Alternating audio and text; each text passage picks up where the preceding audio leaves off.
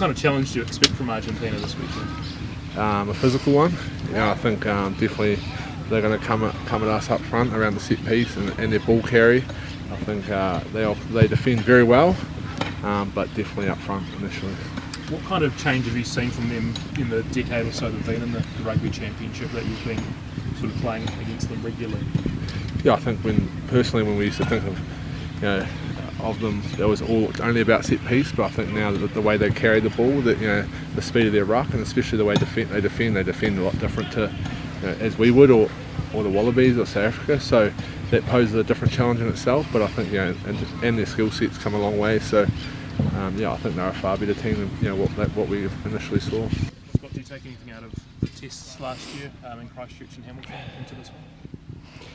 Yeah, previous games against them, even in Australia the last few years, they've certainly showed up with plenty of passion, and that sort of starts up front with their physicality and I guess their disruptive tendencies around the breakdown. So we're training and preparing for what's going to come. You've lost them a couple of times, neither time coming in Argentina. Do you think that'll be a focus for them this week, trying to get that first win in Argentina, that it might have a bit more on it this week?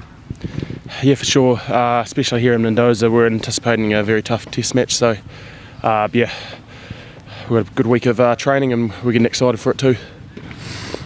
Brodie, as you're training out there with Josh Wardies, obviously a player you played alongside, club-mate of the Chiefs. What would you, how's he been since he's been back at the All Blacks, and what would you have to say about him as a prospect going forward? Yeah, I think he's got, he's a great player and he's a big man. He's the tallest one out of all of us. He's probably the heaviest as well. So he's got a great skill set for a big man and fast. So yeah, he's had a bit of a bad run, an unlucky run probably with a few injuries as of late. But I'm sure when he gets his opportunity, he's going to impose himself out there. And 4 years ago, it's pretty hard to forget that try you scored against Argentina in Buenos Aires. Yeah, you guys, were you watching those highlights much at all, trying to pump yourself up?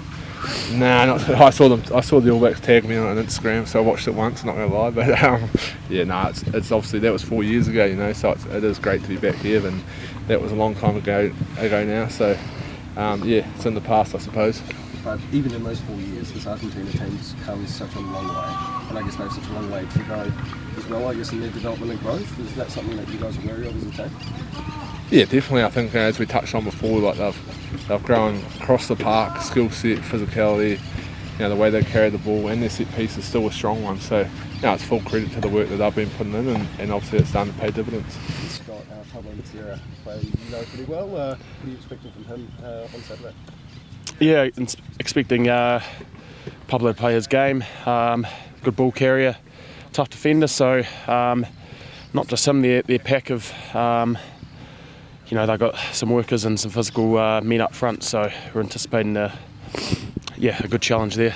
Just like Pablo, that whole team plays with plenty of passion and fire. Is that, you guys as a team, you don't want to get engaged too much in kind of that bustle and bustle and kind of the handbags, I guess, right? You want to stay out of that a little bit? Is that something that you guys are thinking of as a team?